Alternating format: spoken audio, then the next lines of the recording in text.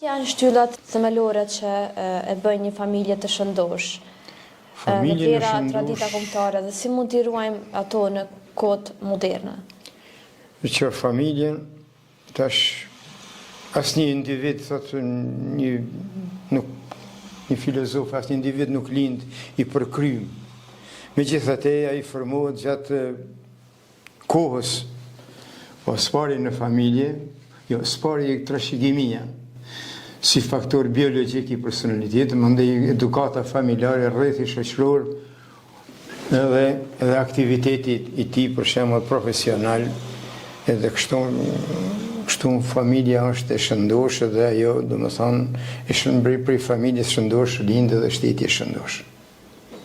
Po normal, se nëse nuk është familja e shëndosh, nëse nuk i ka këto tipare kryesore për të qenë e shëndosh, të cilat i përmendet, nuk mundet me shku edhe përpara normal, do të me qenë edhe edukata shumë e rëndësishme, që e thatë edhe jo.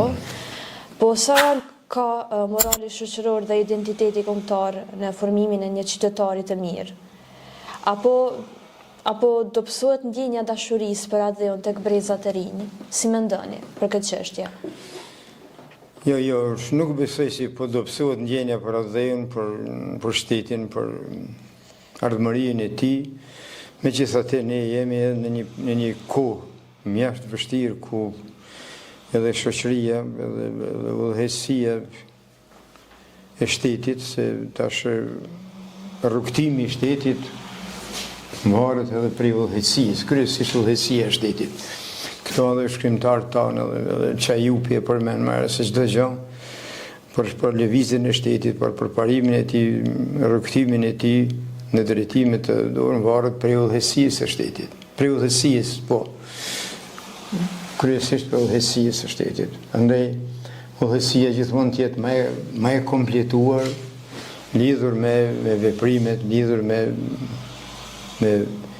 ngjarjet të cilat ndodhen edhe për ardhmërinë e shtetit.